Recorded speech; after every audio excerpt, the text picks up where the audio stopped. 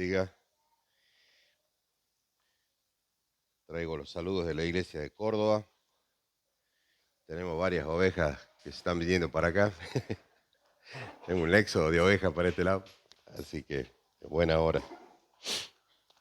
Bien, hermanos, siempre el Señor que nos da la oportunidad de predicar su palabra es un privilegio, pero hay algunos temas que son muy importantes, siempre volver sobre ellos, y que es importante para nuestra vida de piedad de que podamos entenderlos en profundidad. Y uno de ellos es el valor y la prioridad de la familia, ¿sí? Eh, Hay generalmente dos características que hacen valioso a un objeto, ¿no? Es de qué está construido y, en segundo lugar, quién lo construyó. Eh, pero generalmente la autoría, o sea, quién lo construyó, termina a veces siendo más importante.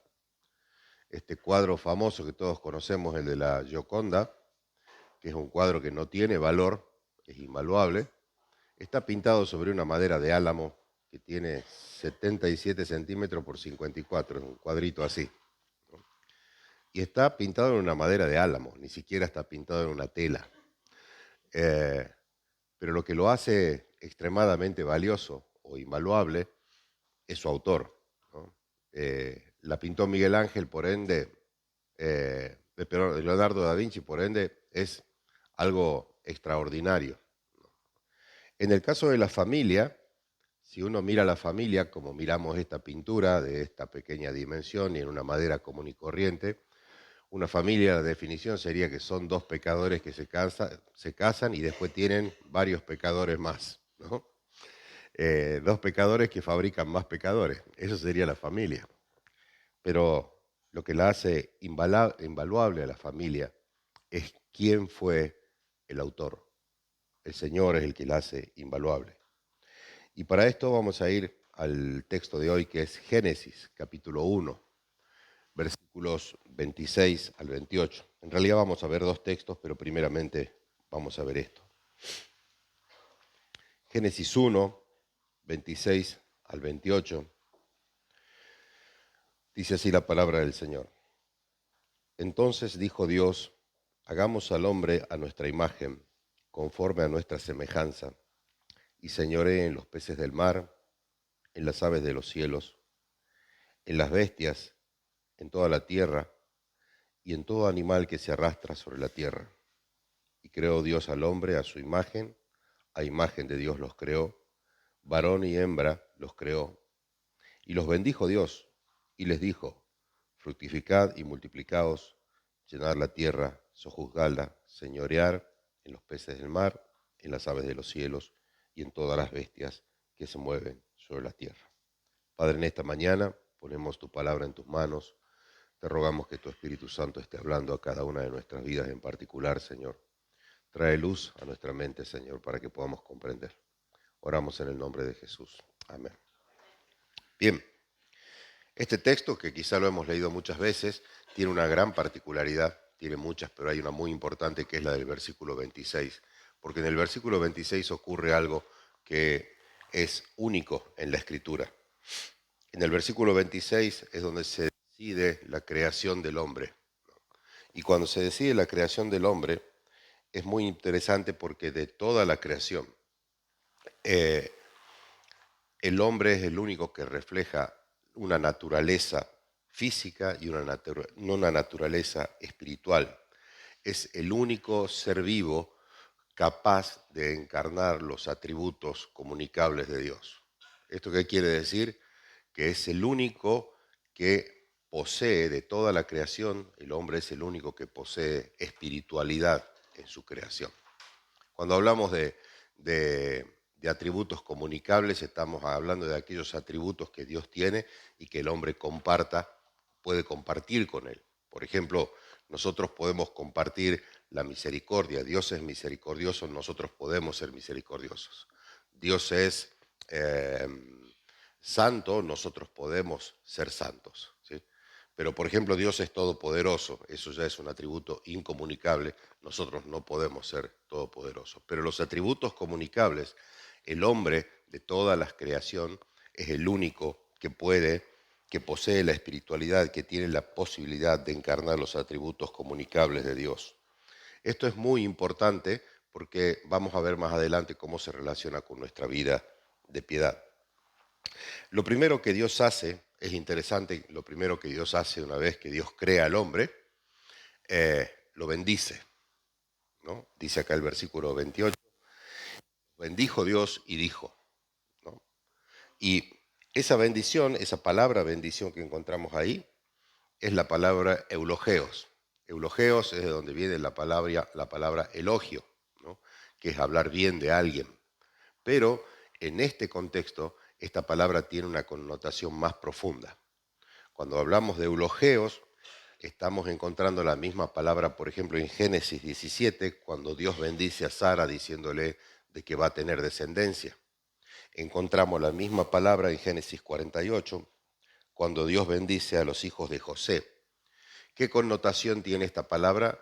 Esta palabra, bendición o eulogeos, es una palabra que dice, no solamente bendice a la persona, sino que dota a la persona de reproducirse y ser fecundos. ¿Sí? No solamente que te bendigo, sino que hay una bendición de parte de Dios para que sean fructíferos, puedan reproducirse. Esto nos enseña, esto que acabamos, esta breve reseña que acabo de dar, nos enseña que la creación no termina con la creación del hombre, sino que termina con la creación de la familia. ¿Sí? La familia es la corona de la creación. ¿Sí? No es que Dios crea un hombre solo y después va creando otras cosas, no, Dios crea la institución de la familia. ¿Por qué es tan importante la familia? Estamos hablando de la familia desde el lado de Dios, ¿no? ¿Por qué para Dios la familia es tan importante? Para nosotros puede ser importante, pero quiero que veamos la importancia que tiene para Dios la familia. Creo que una de las cosas más trascendentales que le puede ocurrir a alguien es algo que la teología llama teofanía, ¿no? La teofanía es cuando Dios se aparece, ¿no? O hay una manifestación de Dios visible que se le aparece a algún ser humano. Bueno, acá vamos a hablar de algo más profundo que las teofanías y son de los pactos de Dios. En la Escritura encontramos 6 pactos que no es otra cosa que acuerdos, que pactos, que promesas que Dios hace entre Él y su pueblo. Cada uno de estos marca una inflexión en toda la Escritura, pero a la vez encontramos algunas cosas bastante interesantes en estos 6 pactos. El primer pacto que tenemos es el pacto adámico, que es el que acabamos de leer recién, de que el hombre debe sojuzgar sobre toda la tierra. Después tenemos el pacto noético, que es cuando Dios le promete las promesas que Dios le hace a Noé después del diluvio. Tenemos el pacto abrámico, donde Dios le promete a Abraham que va a hacer de él una gran nación. El pacto mosaico, donde el Señor da las leyes y ata en ese pacto, condiciona la bendición a la obediencia. El pacto davídico, donde le promete a David de que su reino va a permanecer por siempre y va a perdurar en el Mesías.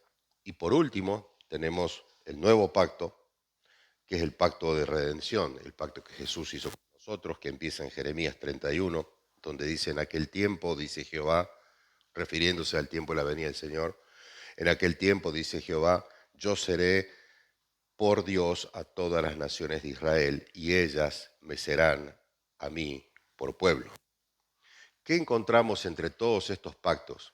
Hay un denominador común, y es que directa o indirectamente en todos estos pactos el Señor menciona a la familia. En todos estos pactos se hace una mención directa o indirecta de la familia. Es decir, de que es un tema que es transversal a todos los pactos que encontramos en la Escritura. Así de importante es para Dios. Es como, ¿vieron ese texto que dice que del corazón del hombre, del corazón del hombre habla la boca, ¿no? ¿Vieron esas personas que ayer estaba hablando con, ¿dónde anda? Se me perdió el de la abeja, ¿dónde está? Allá estamos, ¿no? Y me decía Víctor ayer, yo hablo de abejas todo el tiempo, ¿no? Todo lo relaciona con las abejas, ¿no? Y me dio una clase magistral de abejología, no sé cómo se llama eso. Es lo que le pasa a Dios con la familia, ¿no? Dios habla todo el tiempo de la familia, porque la familia es algo fundamental. En conclusión, la familia no es algo secundario, la familia no es algo accesorio, la familia no es algo periférico a Dios. Tampoco la familia es una construcción social, ni tampoco es una institución que pasa de moda. Por lo contrario, la familia dentro de la fe para Dios, fundacional, institucional, central y es insustituible, insustituible para la existencia del hombre. No solo aquí, sino en la eternidad, porque nosotros eternamente también seremos una familia. Vamos a ver eso después. No es una idea de un hombre, es el diseño eterno y soberano de Dios. Eso es lo que hace a la familia invaluable. Invaluable. ¿Cuál es la prioridad de la familia? Efesios 2, 19 al 20 dice: así que ya no sois extranjeros ni advenedizos, sino conciudadanos de los santos y miembros de la familia de Dios, edificados sobre el fundamento de los apóstoles y profetas, siendo la principal piedra de ángulo Jesucristo mismo, en quien todo el edificio, bien coordinado, va creciendo para ser un templo santo en el Señor, en quien vosotros también sois juntamente edificados para morada de Dios en el Espíritu. Nuestra identidad en Cristo y el rol de la misma es aplicable a nuestra vida de piedad, porque también debe aplicarse a la identidad y al rol de la familia. ¿Sí? Repito, nuestra identidad en Cristo y el rol de la misma es aplicable a nuestra vida de piedad, es decir, nuestra vida espiritual diaria. Por lo que también debe aplicarse esta misma identidad al rol de la familia, porque formamos parte de una familia. La nueva identidad de la familia empieza este texto diciendo: así que ya no sois extranjeros ni advenedizos. No sé si alguna vez han tenido la oportunidad de experimentar el sentido de extranjería cuando estás en otra parte, ¿no? Hace unos años me tocó viajar a Filipinas y la verdad que es un país que debe ser un poquito más chico que Santa Fe, pero viven casi 90 millones ahí. Eh, Nunca había visto tanta gente junta, ¿no?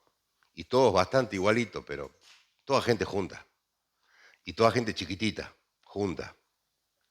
Y estábamos en el hotel y es difícil comunicarse. Ellos usan un dialecto que se llama tagalo. Imposible de entender nada, no se parece a ningún idioma que uno pueda conocer. Y así que no hay mucho que uno pueda preguntar ahí, más que seguir lo que los demás están haciendo. Y bueno, cuando llegó el momento de comer había una mesa grande donde uno se podía servir y había un montón de cosas extrañas que uno no está acostumbrado a comer, ¿no? Cosas que tienen, por lo menos yo, esas raíces medias raras, ¿viste? Esas cositas con sojita, esas cosas así medias extrañas. Y uno como buen argentino anda buscando un pedazo de carne en algún lado, ¿no? Entonces uno andaba con el platito y el tenedor y encontré unos daditos de carnes así con una salsita.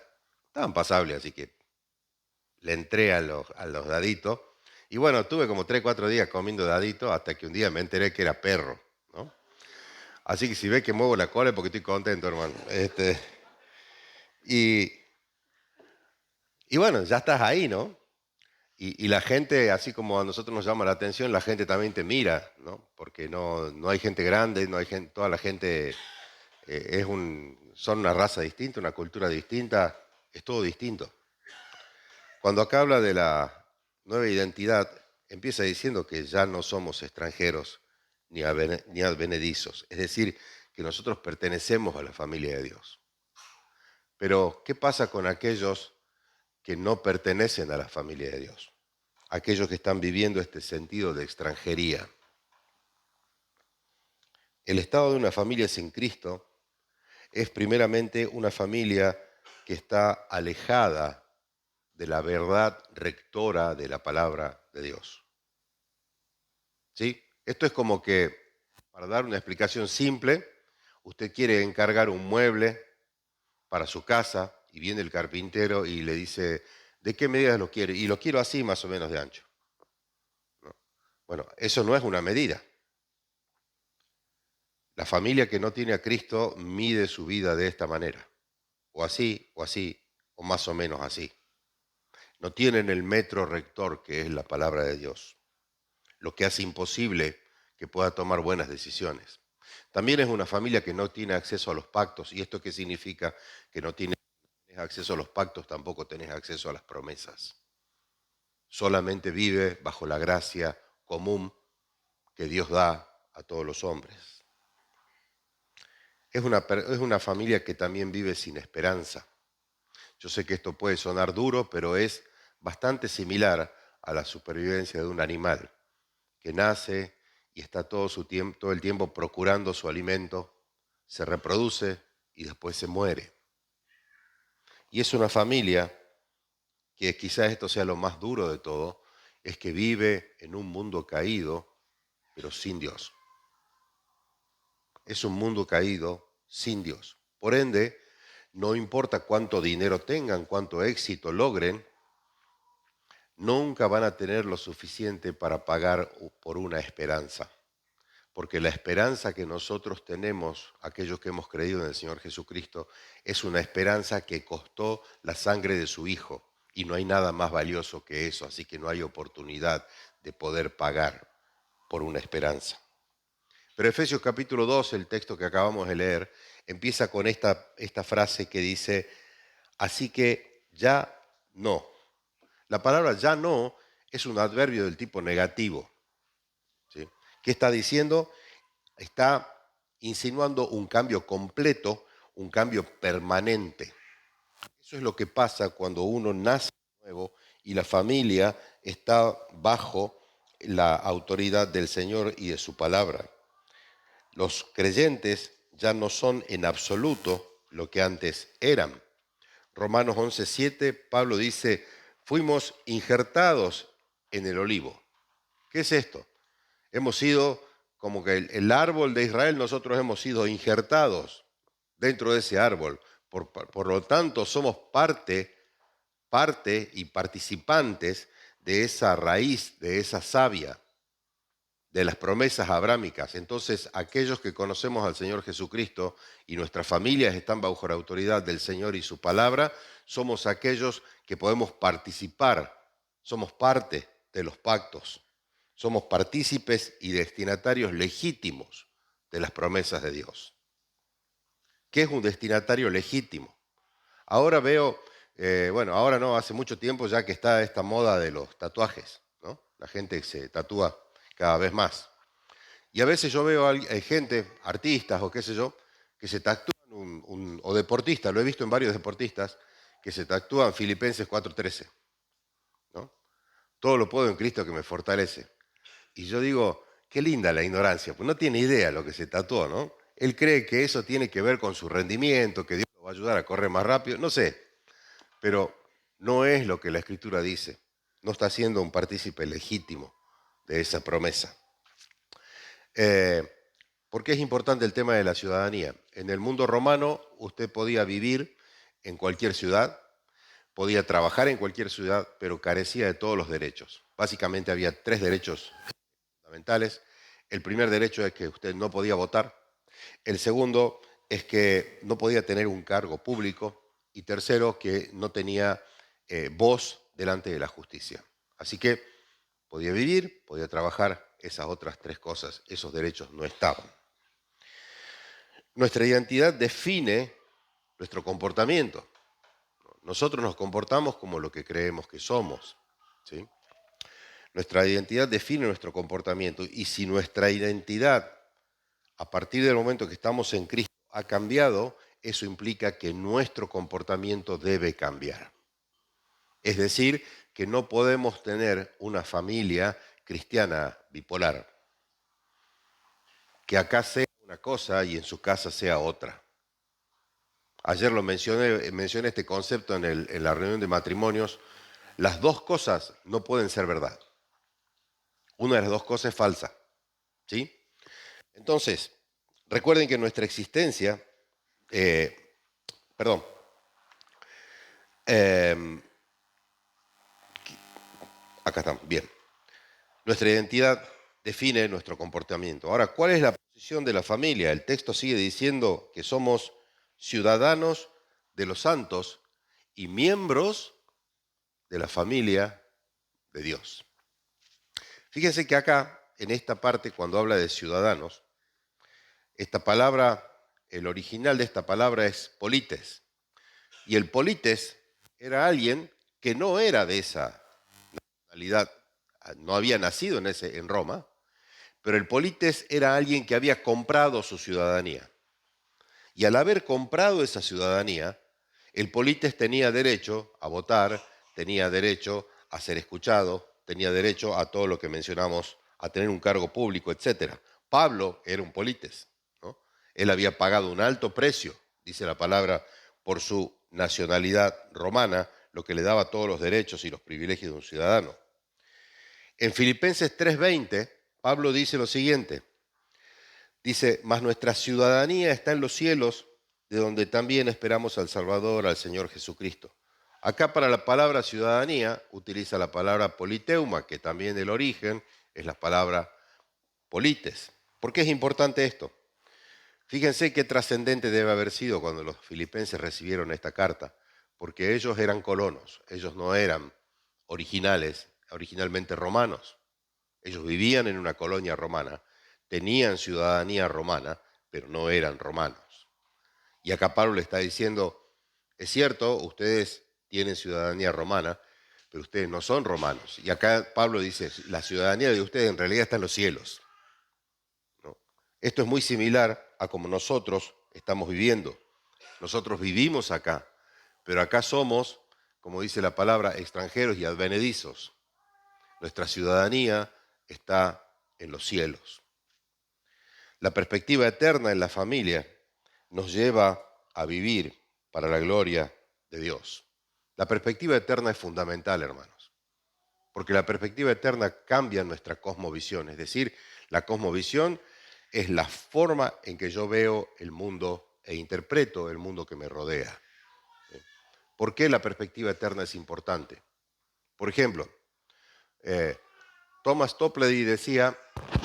Toplady decía de que todos los cristianos son inmortales hasta que Dios ha cumplido su propósito. Todos los cristianos somos inmortales hasta que Dios cumpla su propósito. Eso es una perspectiva eterna. ¿Por qué? Porque yo todavía tengo la costumbre de leer el diario, a mí me gusta leer el diario. Y si llega a ser el diario físico, que pocas veces se consigue, mejor todavía, ¿no?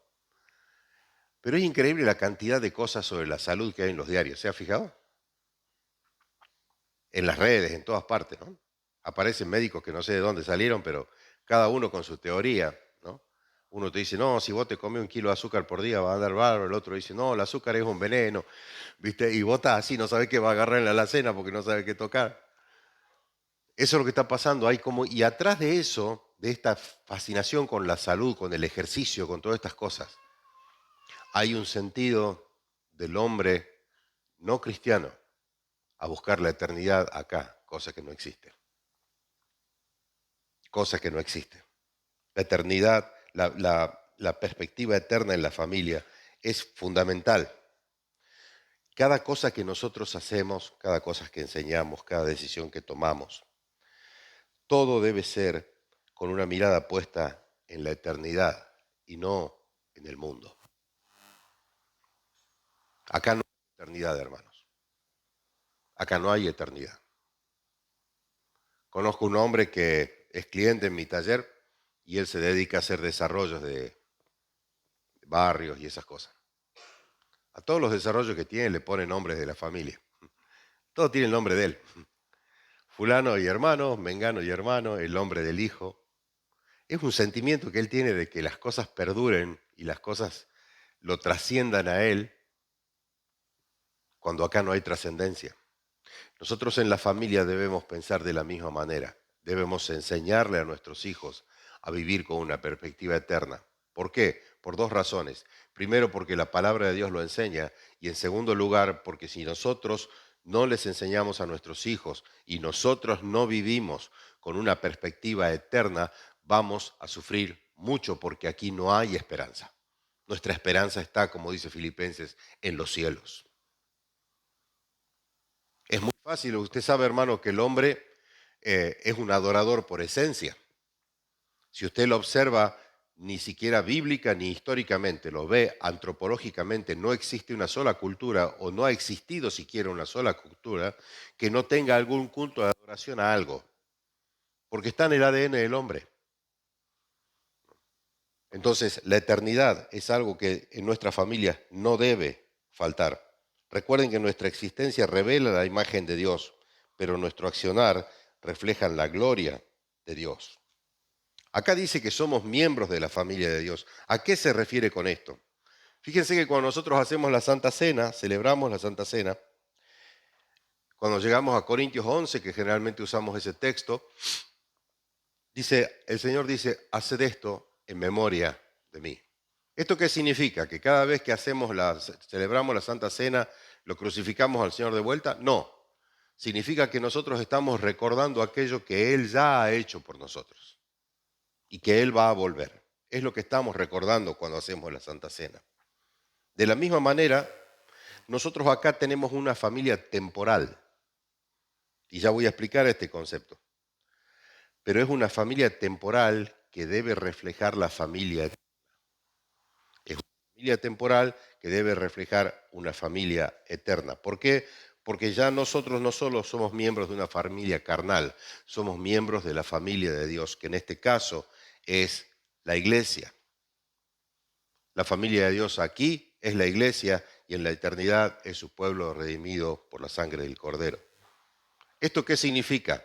Que nuestra familia terrenal no tiene importancia de ninguna manera. Fíjense lo que el Señor dice respecto a esto.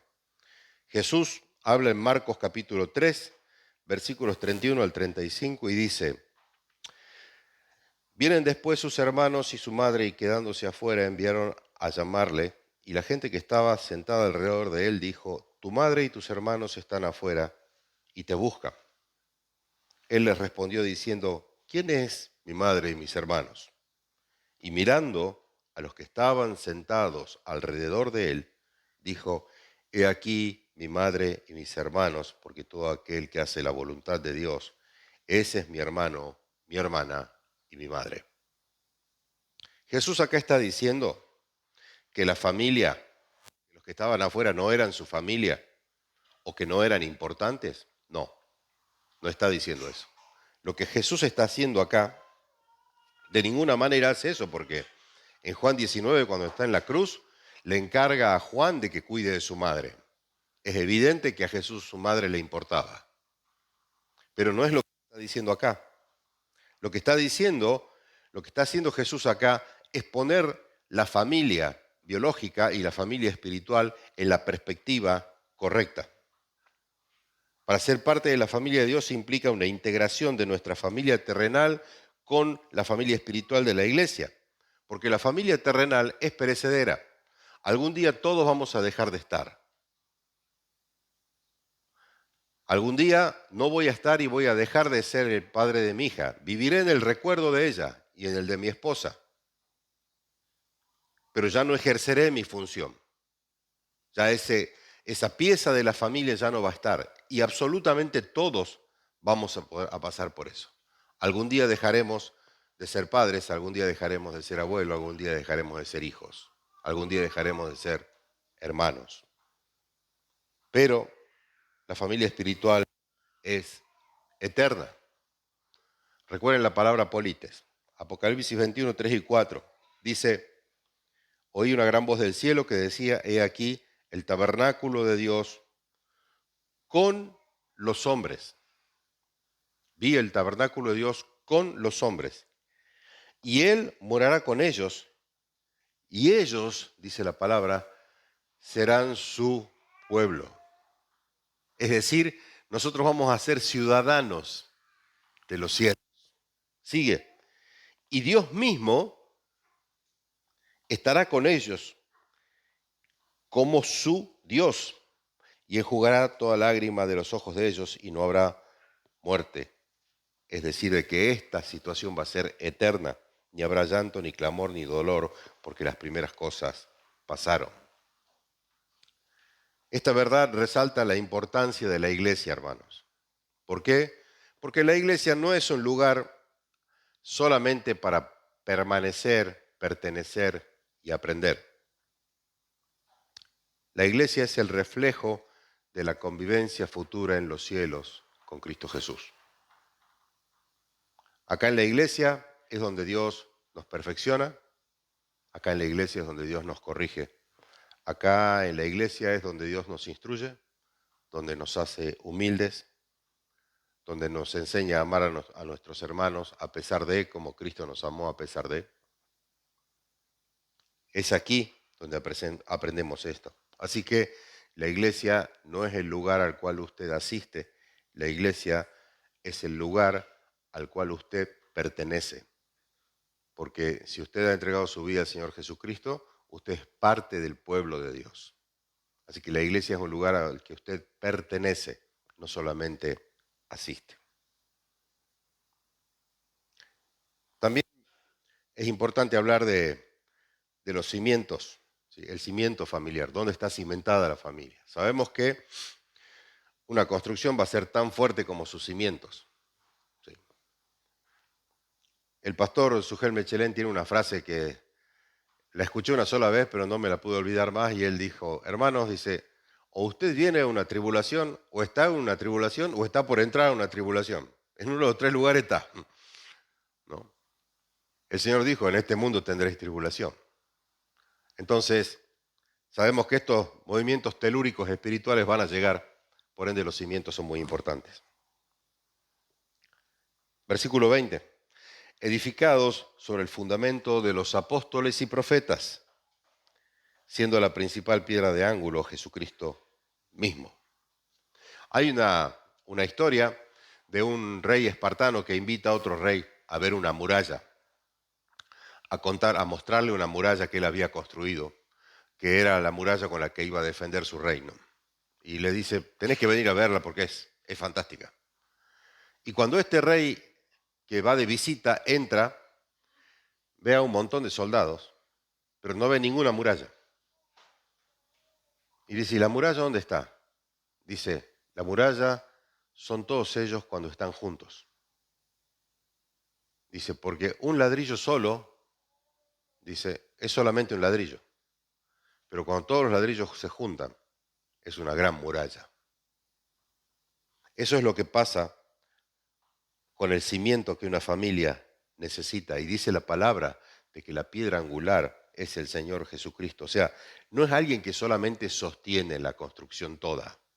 No es alguien que sostiene solamente la construcción. Cuando hablamos de piedra angular no hablamos solamente de una piedra sobre la cual descansa la construcción, sino que esa piedra tiene dos funciones más.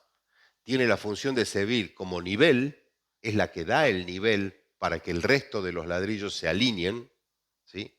Y es la que da la orientación hacia dónde esa edificación debe estar. Todas las demás piedras dependen de la orientación y la alineación y la fortaleza de esa piedra angular. Y esa piedra angular en una iglesia, en una familia cristiana, debe ser Cristo y no otro fundamento. Pero acá está hablando, dice, cimentado sobre el fundamento de los apóstoles y profetas. ¿Qué significa esto? Los apóstoles y los profetas no eran en sí mismos el fundamento, pero ellos fueron los que lo pusieron. De hecho, el apóstol Pablo habla de sí mismo como un sabio constructor. Dice, sentando el fundamento, y después dice, porque nadie puede poner otro fundamento que el que ya está puesto. Es decir, los apóstoles y los profetas edificaron sobre un fundamento que ya estaba puesto, que es Jesucristo. ¿Cuál es el fundamento entonces de los apóstoles y los profetas? El fundamento de los apóstoles y los profetas es la palabra de Dios revelada por el Espíritu Santo.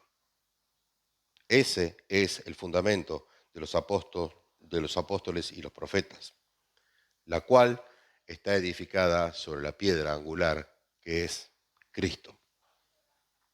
¿Y cómo se ve esto en la vida diaria? Versículo 21. En quien todo el edificio bien coordinado va creciendo para ser un templo santo en el Señor. Aquí Pablo hace un cambio de metáfora de un hogar o una familia a un templo espiritual. Una familia bíblica es una familia donde la palabra de Dios es la rectora de toda su vida.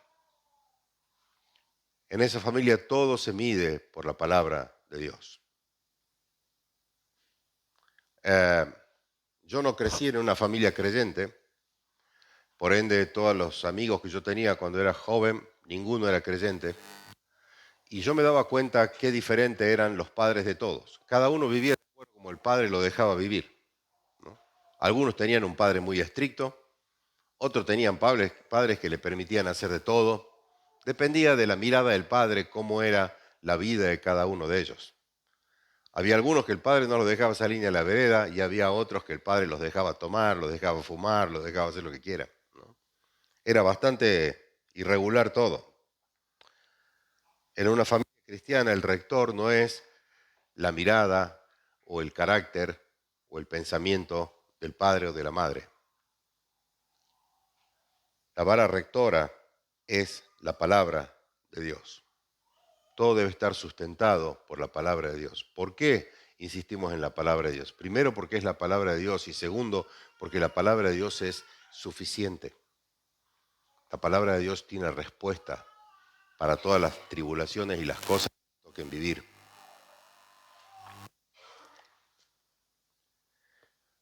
Todo debe estar sustentado en su palabra. La convivencia matrimonial, por ejemplo, no es el equilibrio entre dos temperamentos. ¿Vieron cuando uno por ahí le pregunta a la gente, ¿y cómo andamos? Y ahí andamos, haciendo malabares. La convivencia matrimonial no es eso. No son dos temperamentos que están tratando de equilibrarse, sino que es la sumisión de esos dos temperamentos a lo que la Escritura dice.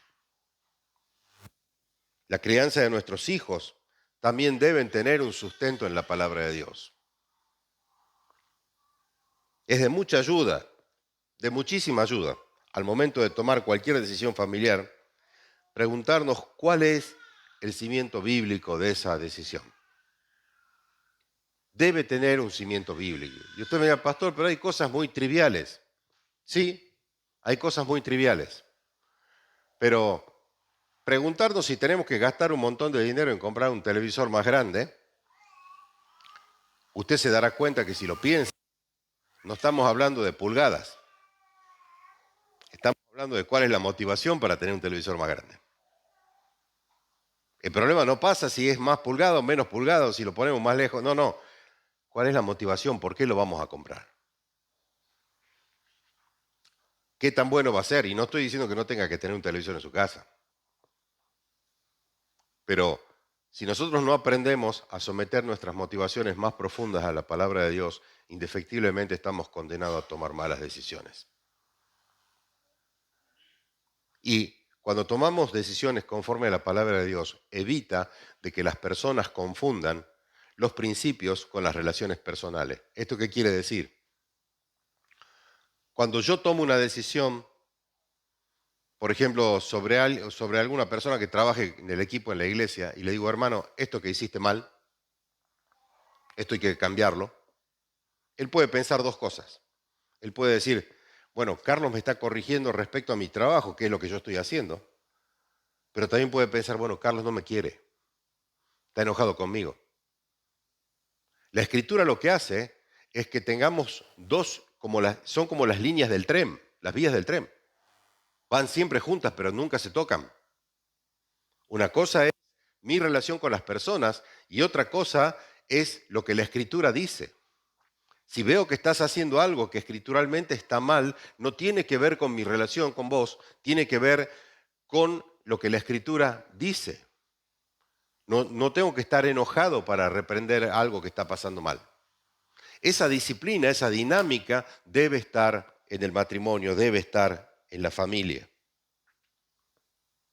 Es de mucha ayuda para tomar decisiones porque no basta que las cosas estén bien, las cosas deben ser bíblicas. ¿Por qué esto es importante? Porque esto garantiza los resultados. Si, por ejemplo, usted tiene un hijo adolescente o más chico, no importa la edad, y usted lo instruye en la palabra de Dios, no hay ninguna garantía de que cuando él llegue a un grado de madurez, él entregue su vida al Señor. Y usted dirá, bueno, pastor, pero ¿dónde está la garantía entonces? La garantía es que usted ha hecho lo que exactamente la palabra de Dios le dice que debe hacer y el Señor lo va a llamar buen siervo, fiel. Quizás tus padres no sean los padres que quisieras tener, porque generalmente cuando uno es joven siempre piensa que los padres de los otros son más piolas y mejores que los míos. Ahí me tocaron los peores padres del barrio, son los míos. Lo más cuadrado, lo menos piola. Los peores padres me tocaron a mí. Pero eso no te exime de que tengas que honrar a tus padres. Y la palabra de Dios promete. De hecho, es el único mandamiento con promesa, ¿no? Que si honrarás a tus padres te irá bien. Hace un par de semanas atrás, una hermana de la iglesia, una chica joven de la iglesia, eh, me dice, pastor, quiero hablar con usted de algo. Y digo, ¿qué te pasa? Yo la conozco de que es Asinita. Y me dice, ellos vienen toda la iglesia. El padre, la madre, todos vienen a la iglesia. Me dice, no la soporto más, mi mamá. Digo, no me diga. Sí, no la banco más. No puedo ni escucharla, me dice. Ni escucharla. Siempre me dice lo mismo, siempre me repite lo mismo. Y yo ya sé lo que me quiere decir, pero ella me lo vuelve a repetir. Y bla, bla, igual, toda una. Yo le pregunté, vos sabés que Dios te ama, ¿no? Sí. Sabés que Dios te santifica, que Dios te prospera, que Dios te bendice. Sí, ¿sabés todo eso? Sí. ¿Y vos pensás que Dios lo hace porque te soporta? Dios no lo hace porque te soporta. Porque vos, igual que yo, le digo, somos pecadores insoportables. Dios lo hace por gracia. Nosotros no amamos a nuestros padres, a nuestros hijos, a nuestros hermanos, porque son buenos con nosotros. Nosotros los amamos a ellos porque Dios nos dio un ejemplo en Cristo de lo que es el amor incondicional, de amar primero. Nosotros no amamos por, nosotros amamos primero. Ante la menor duda, amamos, porque ese es el modelo que Cristo nos dejó. Él nos amó aun cuando nosotros éramos sus enemigos. Primero de Pedro 2:10 dice, pues qué gloria es si pecando sois abofeteados y lo soportáis. Mas si haciendo lo bueno lo sufrís y soportáis, esto ciertamente es aprobado delante del Señor. Fíjense que la palabra por aprobado acá es la palabra charis, de la cual viene la palabra gracia. Indica favor de parte del dador y gratitud de parte del que recibe ese favor. Si Dios te ha perdonado una deuda tan impagable, ¿quién soy yo para no perdonar las ofensas que puedo recibir? Por último, hermanos, el consuelo está en el cimiento. El cimiento trae consuelo. Hablamos recién de esta frase de Sugel de que si no venimos de una tribulación, o estamos en una, o estamos yendo hacia una. En este mundo vamos a tener tribulación. Yo sé que quizás todos los domingos escuchan la importancia de la palabra de Dios y la centralidad que debe tener en nuestras vidas. Pero ¿saben qué? Cuando viene un terremoto, así como pasó en Venezuela hace poco y tantos otros, los edificios que quedan en pie no son los más lindos, son los más firmes, son los que tienen mejores cimientos.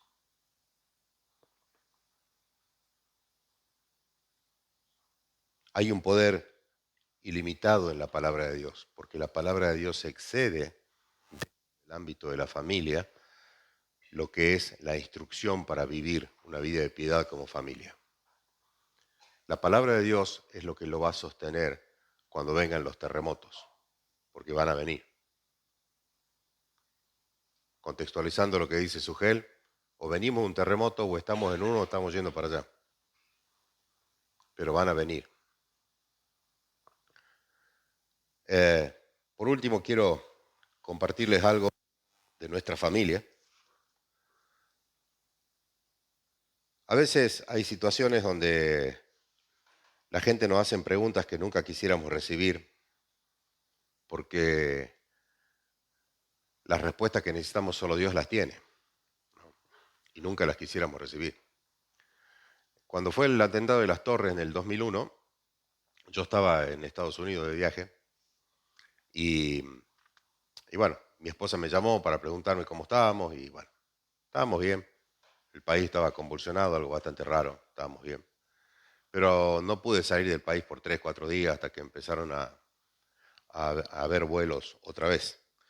Y mientras estaba allá, al segundo día más o menos, mi esposa me llamó y nuestro hijo Sebastián más chico le habían diagnosticado leucemia. Así que bueno, volví en el primer vuelo y ahí empezamos casi 3 años de hospital, que entraba en remisión, que quimioterapia, encima pasó en la época del 2001 que se había armado todo este lío. No se conseguían los medicamentos, era todo un caos, ¿no? Un caos. Y en ese momento mi hija Constanza tenía 8 años y él tenía 6. Ya habíamos pasado por todas las quimios habido y por haber, programas habido y por haber, y él salía, teóricamente se curaba y a los 3, 4 meses volvía a caer otra vez y empezamos otra vez de vuelta. Hasta que llegó un momento en que ya las posibilidades de hacer otro tratamiento eran de 1, 2% de posibilidad de éxito. Así que no valía la pena hacerlo. Pero cuando nos llegó ese estudio que nos traía esta noticia de que ya no había posibilidades, estábamos en casa. Y yo llegué y estaba mi esposa con mis hijos en casa y llegué con el estudio del hospital y la llevé a mi esposa aparte y le expliqué lo que estaba pasando. Y ella reaccionó como reaccionaría cualquier madre, con desesperación, ¿no? Y Sebastián era un tipo muy lúcido de cabeza y me dice, pa, ¿qué es lo que está pasando? Y era obvio que algo había salido mal. Y yo recuerdo que él vino y me dice, tengo una pregunta para hacerte. Era así, ¿no? Tengo una pregunta para hacerte. Dice, ¿yo me voy a morir? Y son esas preguntas que vos no querés contestarle a tu hijo, porque no tenés la respuesta. Ya estoy grande y me olvidé de muchas cosas, ¿viste? Pero de esas viste que hay escenas en tu vida que no te olvidas más. Te acordaste de lo que tenías puesto, todo. Así que yo estaba sentado en un sillón con mi esposa al lado y Connie y Sebastián estaban en una alfombra que había delante del sillón. Y, y Dios fue bueno porque el sustento, la respuesta estaba en su palabra. Le leí Apocalipsis 21 y le conté cómo era esta nueva Jerusalén. Le conté que el Señor se había ido para preparar una morada para él. Le dije, cuando vos llegues va a haber una morada para vos, va a tener tu nombre. El Señor te va a estar esperando. Y le dije esto que anoté acá. Nunca vas a morir porque Dios ha preparado una morada con tu nombre en una ciudad de oro y de piedras preciosas. Y Él va a estar esperándote ahí.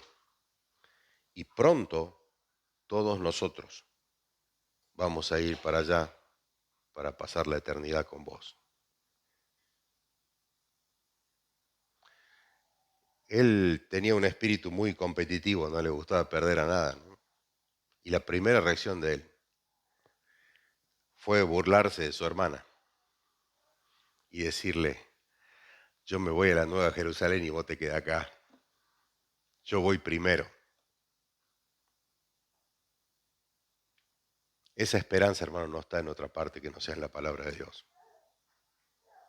Y si esto no está en nuestros cimientos, cuando venga el terremoto, va a ser difícil y el terremoto va a venir. Recién leímos parte de este texto, voy a leerlo otra vez. Apocalipsis 21, 22, 21. Vi un cielo nuevo y una tierra nueva, porque el primer cielo y la primera tierra pasaron y el mar ya no existía más.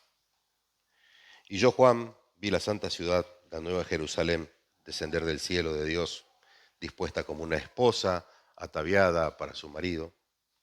Y oí una gran voz del cielo que decía, he aquí el tabernáculo de Dios con los hombres. Y Él morará con ellos, y ellos serán su pueblo. Dios mismo estará con ellos como su Dios. Enjugará Dios toda lágrima de los ojos de ellos. Ya no habrá muerte, ni habrá más llanto, ni clamor, ni dolor, porque las primeras cosas pasaron. Jesús, con quien has hablado tantas veces y de quien tanto has escuchado, finalmente lo vas a ver. Esa es la esperanza. A los 3 meses, 4 meses de eso, él partió con el Señor. Y uno dice, bueno, él ya se fue, nosotros estamos acá. ¿Cómo se hace para vivir con esto? Y el capítulo 1 de Corintios, el Señor dice, con el consuelo con que ustedes fueron consolados, yo consolaré a otros. Y puedo asegurarles, hermanos, puedo asegurarles que existen, no puedo decirles cómo funciona, ¿sí? Pero puedo asegurarles que el consuelo sobrenatural de Dios es real. ¿Cómo es que Dios lo hace? No lo sé. No conozco la mecánica de cómo funciona. Pero no tema cuando venga una tribulación, porque el consuelo de Dios va a estar. Dios es fiel porque usted está dentro del pacto. Estas promesas son para usted también. Así que agradezcamos al Señor haber sido hechos parte de su familia eterna. Y si aún no eres parte de la familia de Dios, si aún estás sin esperanza, es momento que te arrepientas y te vuelvas al Señor. Estás a tiempo, todavía estamos en tiempo de salvación. Amén. El Señor les bendiga.